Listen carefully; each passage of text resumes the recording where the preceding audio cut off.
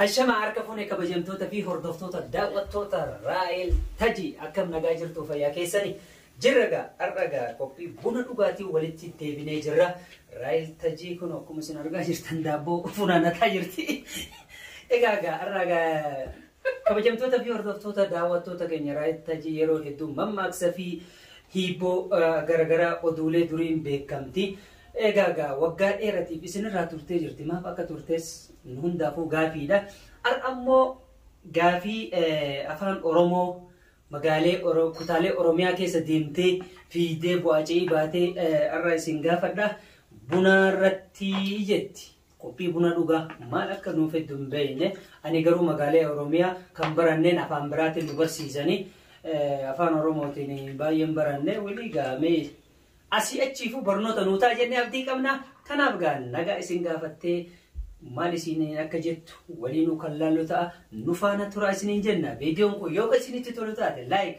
شير سبسكرايب كو تشودن ججبيسا سنين جنة أسمانو نسوار رابرنا يني أبدي قدا كمنا نفانا ترى غرا رايل إسن دبرسا أيه وردفتو تاكيا في كبجمتو تاكيا أفران كيا كنغرادن جالالان إسمي كوباي قوتانيا دا قوتانو غاچان سنين جرا كناف أنا أفو سنين جديرة أكم جرتو كبجمتو تاكي جالتمتو تاكيا وردفتو نكيا باين سنين جالتان سنين جدا أكما بيكم كا مماكسا أفان رومو كيا تتدبيرا أسمان لايك شير سبسكرايب وچودان نججبه سايچا يوم يو فيديو ولرانچي توما كما درو دلغا جروسانتي نمتي سديبيا يرو بايه وادا غالي تنن رابدا أكون بيفتني ألا جرينا نما كيساتي مسنا كلو تجرا حالي نما ميجاو بوتان نرجموسي بيس غالي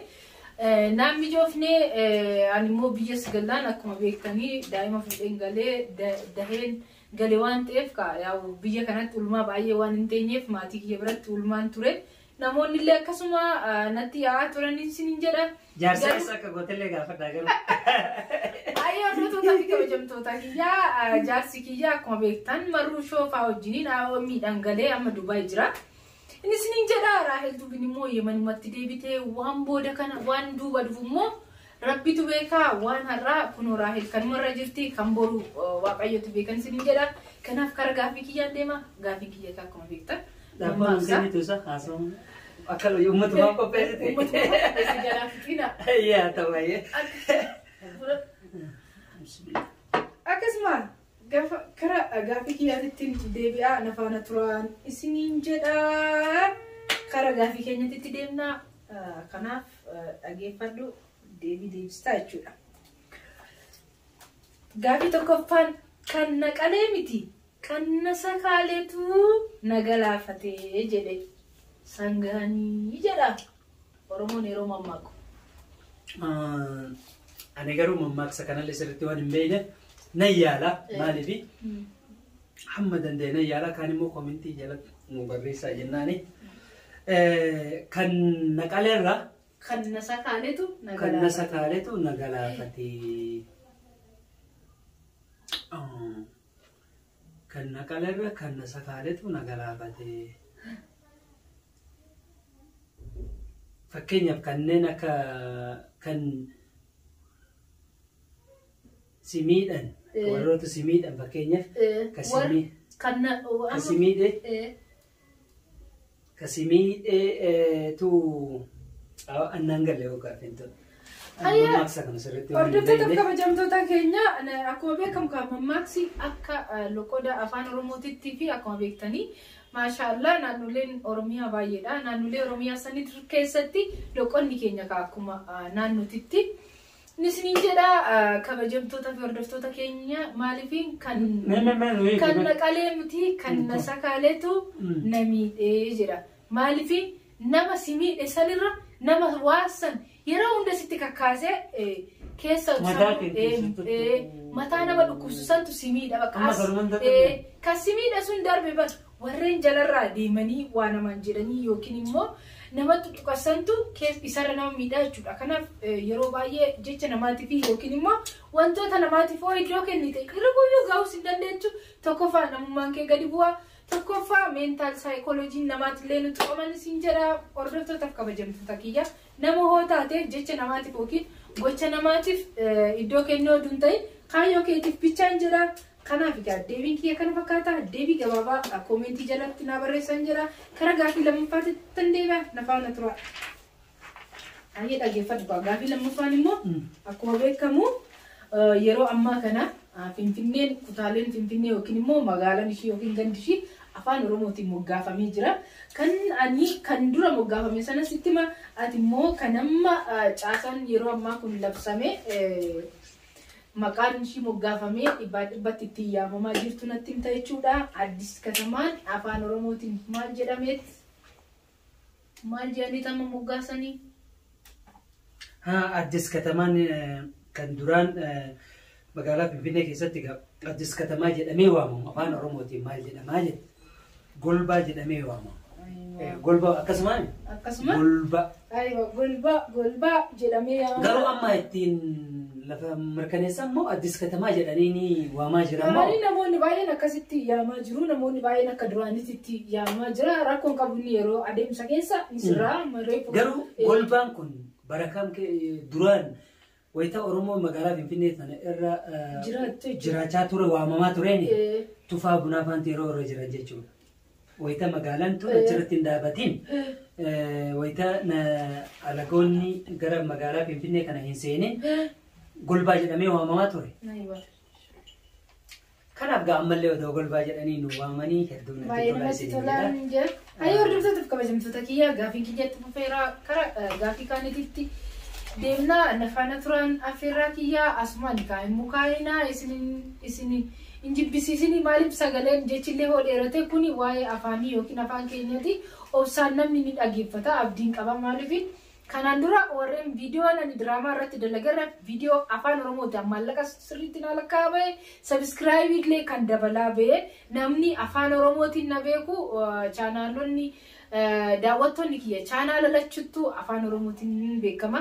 Kanaaf hordoftoonni fi kabajamtoonni kiyya nuffii tokko malee kabajaan viidiyoo kiyya hanga dhumaatitti akka laaltan kabajaan isinirraa qaba nafaana turan affeerraa kiyya kara gaafii lammaffaatti hin deebi'a walumaan turraa dhageeffadhu kan Mahammad harkana kara mammaaksaatti deemna ilmoo re'ee aannan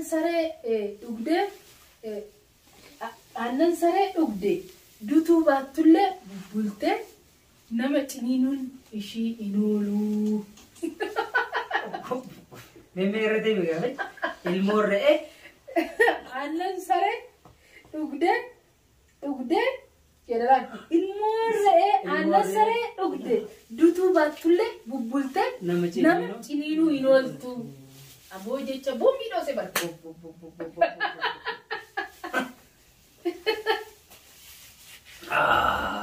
Kabbada jedhe mamma amdaa dubbiini egaa har'a dubbiin jajjabaa jedhan koomentii jalatti isin irraanfatiin waan fedhillee yoo ta'e dubbiin kabbada waan ta'eef odoo dura telefoona qabadhee ni argadha. Egaa laaluu hin danda'amu. Booda laaludha malee. Daawwattoonni keenya yoo isaan telefoona irraa laalanii. Maan namni nama gargaaru hedduu jira bara. Maal akkasuma qofa seetaan maamiloonni hedduu jira. Egaa ilmoon saree ilmoon re'ee jechuudha. Aannan saree yoo dhugde bubbultus nama ciniinuunisii waan hin oolle. Dutuu baattullee agarte. Dutuu baattus. Yaani namni tokko fakkeenyaaf namni tokko hanga fedhe si wajjin namoonni garii nama si wajjin nyaatee akka keeyyatti an akka yaadutti namni tokko si wajjin nyaatee si wajjin dhugee bakka sii kennuu dhabee si hamatee deebi'ee immoo si hamni sun immoo ciniin si nyaachuu jechuudha. Si hamata bakka maqaa kee balleessa garuu immoo yoo si bira dhufe waan gaarii si yaada akka waan nama gaarii tola gaarii si yaadutti si wajjin kolfee si wajjin taphata namni kun. Fakkeenya wayita si bira deeme immoo si hamata waan citii kan kee baasaa citii kee saaxilaa si nyaata jechuudha akka ilmoo saree sanitti bubbulus inni amalli abbaan dhiisu tulluun bakka gotaan tokkuma jedhan san inni waan dura barateef alkaanii si kolfee hiriyaa ilkaanis kolfee garaan keessan cimina ta'a. Akka kootitti an akkasuma fakkaata. Haala baay'eedhaan hiikkatama. Karaa hedduu hiikamuu mala. Karaa hedduudhaan hiikta. Atamma yaani yaalidha malee. Nuuf ibsite yaalillee hedduun ta'e bal'isteetiif sitee jechuudha. Maaliifin asumarra yoo ilaaltu ilmoo re'ee aannan saree dhugdee dhala duutuu baattullee bubbultee nama ciniinuun ishiin ooltuudha. Maaliif wajjin nyaatee duudhaa amma fakkeenyaaf hoo jettu duudhaarraa kan ulaan duudhaa maatiin kee kun atamma ilmoo oduu qabaatte ilma kee biratti maaliif maatii keessaniin oololtan maatii keessan biraa baasadha duratti amma maatiin keenya waan waliin jedhan hin beekon maaliif nu bira ta'anii waliin lola garuu walreen maatirraa amma fakkeenya baati haadha manaa keetan miiteetu jiraattoota ilmi keessunis suma jala jaartii isaa sanillee miidhaa jechuudha. Amma fakkeenya warreen daa'ima ofii fakkeenya fa'aa jennu warreen daa'ima ofiitiif dantaa hin qabne kun maalinni warra duudhaa warra isaaniitirraa waan fudhatanii yookiin immoo waan naannoo keenyarraa naamusa qabeessa fi naamusa dhabeessatu jira jechuudha maatii hundoon ta'e. Kanaaf wanti kun duudhaa warrarraa yookiin duudhaa safuurraa finne jechuudha. Kanaaf hordoftootaf kabajamtoota keenya yoo dogoggorree ifama isiniin jechaa nuuffalchaa jechaa gaafii keenyaaf immoo deebii gahaa yookiin deebii kana caalu jira mammaasika haala baay'eetti hiikama koomentii jalatti nu barreessaa hin jira. Kanaaf karaa gaafii ittaanutti darbaa nafaana turaan affeerraa kiyya. Aye, gaaffilee boombii dhoosuu kana isaa fidee nuti bara Oromoo ofiin jenna malee waa'ee Oromoo iyyuu kuban qabnu. Nuti akkasuma kana ta'ee bara. Ammoo osoo qoranne osoo manguddoo jala deemnee seenaa manguddoolee seenaa abbootii kennaa seenaa maatii kennaaf duuba deebinee qoranne baay'ee nutti tola baay'ee har'a silaa nu dhibu ture. Akkasii haasofna amma nuti dhaloonni ammaa kun keessattuu an dhaloota ammaatiif wanni an dhaabu anumaan wajjiifu sirriitti waan keenya waan abbootii kennaa akaakilee kennaa san uf duuba deebinee qorachuu qabnaa irraanfachuu hin qabnu. Amma osoon waan kana hordofuu irra ture manguddoo jala deemee seenaa duudhaa mammaaksa kanneen kana baradde sila akkanatti mataa dhaabatees wajjin haasa'aa ture. Haa ta'uuti garuu gadaan teenya tun gadaa maraate. Amma kanaayyuu deebisuun kee baay'ee gaafsi kiyyammoo dhaloota fonne handa'amu. Ufin irraanfatinaati ammas kaluu jirra ufaa dhaqqabnuu jedhaan gama kootinaan. Kanaaf gaafii lammaffaatti gaafii ittaan ittiin darbaa gaafiin ittaan kaan amma yeroo lammaffaaf si gaafachuu kiyyaa waa'ee maqaa naannoo Finfinneeti. Istifaanos maal jedhama afaan Oromoodhaan? Istifaanos magaalaa Finfinnee tana garuu keessatti illee guddanne beektaa nuti gammoojjii gara baay'ee irraa fagaannee jirra. Isin keessa guddattanii iyyuu garuu immoo keessattis guddadhu keessattis guddachuu baadhu. Rakkoon qabu hunduma keenya. Istifaanos jetteessa Istifaanosiin kun immoo lafuma ta'een irratti akkamitti Istifaanos hin jedhansa maal jechuudha garuu booda nuufi hiita hulluuqaa kormaa jedhama. Ati ana fattan ta'u ana qortamoo maal jechuudhaati. Indee ana qorina kan boosu si gaafachaa jiraamti. Kanaaf deebisnee mati Istifaanos. Istifaanos jenneet hulluuqaa kormaati. Egaa otoo magaalee guutuu Oromiyaa keessa deemtee akkanatti funaantee maaliif hedduun irraa baranna jennee abdii guddaa qabna waan ta'eef anama fakkeenya magaalaa Finfinnee akkuma uummanni itti nu baasetti beekna malee amma yeroo duraanii afaan Oromootiin itti nu baasanii afaan Oromootiin hin beeku tokkicha isaa ta'u Addis Ababaa amma Finfinnee takkitti qofa beeka Finfinnee jecha jedhamtu tan Addis Ababaa jedhanii ni mireessa Finfinnee tana qofaayyuu wallistoota irraa sirriitti waan dhaga'eefi Finfinnee tana sirriitti hubadhee jedha.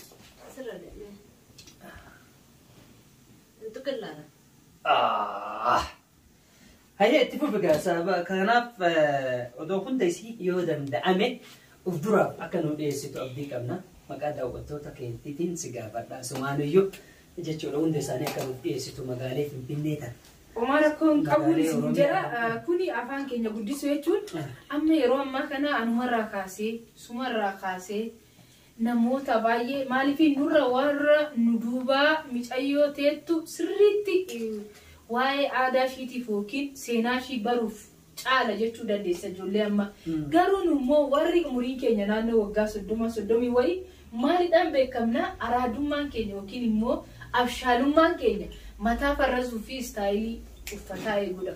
Kanaaf hordoftootaaf kabajamtoota keenya abshaalummaa jechuun mataa farrasuu yookiin immoo Jaapoonii uffatanii fanadda'uu yookiin diddibatanii deemuu mutii diddibannaanis rakkoon qabu qulqullina ofii eeguudhaanis ni jira. Garuu dursa wanti guddaan eenyummaa ofii beekuutii fi duudhaa ofii beekuun waan tokko eenyummaa ofii yoo jedhan uffatuma aadaa uffachuu qofaa oduu hin taane yookiin immoo uffatuma aadaatiin footoo kaanee Facebook irratti postotu osoo hin taane wantoota afaan Oromoo ilaalchisan wantoota afaan Oromoo ta'an kan akka kitaabolee afaan Oromoo kana dubbisnee binnee dubbisuudhaan afaan keenya akka dagaagu hin irraanfatiin siniin jira yoo dogoggore naaf kalchaa jechuun dhiifama naaf godha jecha waan yaada itti dabaluu qabu yookiin gaafileen isinii dhiyeessuu qabu azalatti koomentii jalatti naa barreessitu.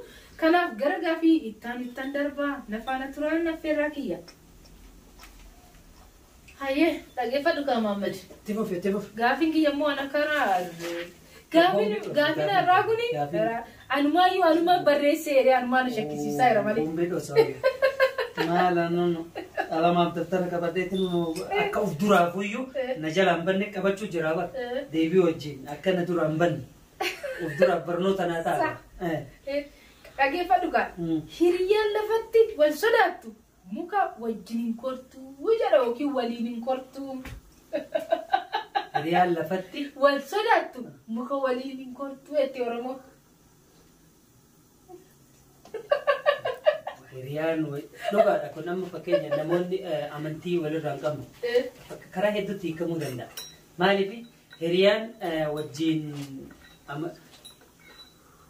hiriyyaan wal amantuu wal maaliif jettisa? Hiriyyaan lafatti wal sodaattu. Hiriyyaan lafatti wal sodaattu. Waliin mukan kortuu. Hiriyyaan lafatti wal sodaattu. Waliin mukan kortuu. Kun amma fakkeenya yoo siif kaasan akka kootitti jechuudha kan yaadutti karaa hedduutti hiikamammaa kani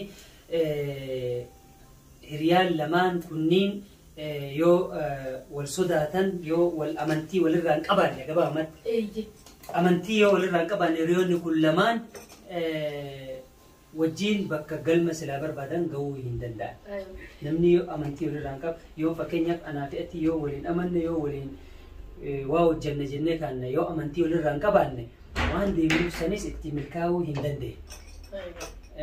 Ammas immoo karaa hedduutti hiikamuu danda'a. Karaa hedduutti hiikamuu danda'a. Fakkeenyaaf hiriyyaa fi hiriyyaa jaarsaaf jaartii obboleeyyan ollaa fi ollaa ta'uu danda'a. Maaliifin kana jechuun jaarsaaf jaartii illee hiriyyaa fi hiriyyaa illee fudhanne nama waliif hin amanne jechuudha giddumaa.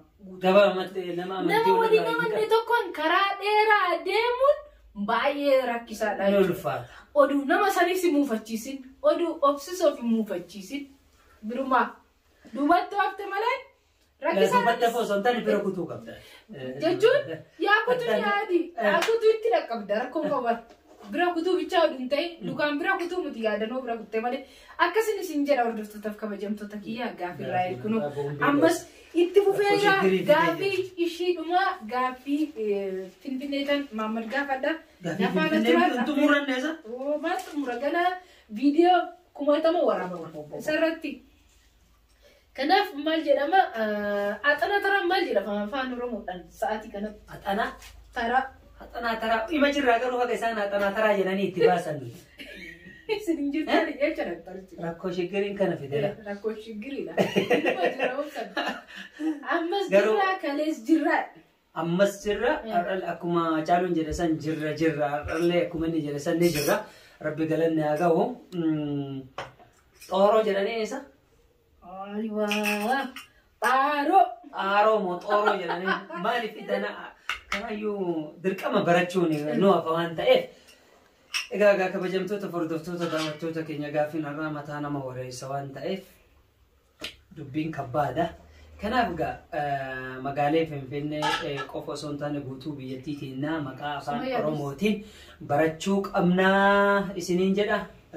Barnoonni dirqama waan kenna aadaa kenna safuu kenna duudhaa kenna akka isin qabattee nuuf dhiyeessite wal duraa duubaan gaaffii nuuf goote kana qophii buna dhugaa irratti nuuf dhiyeessite kana irratti hundi keessaniyyuu odootti yaadne hedduu natti tola hedduu na gammachiisa isiniin jedha. Amma waa hedduu irraa baranne waa hedduu irraa barattan jedhee abdii qaba. Raayil ulfaadhu wayyame galatoomi isiin jedha gaaffii kana nuuf dhiyeessuu keetiif of nu yaadachiisuu keetiif of duraaf anamma of duraaf akkan itti yaade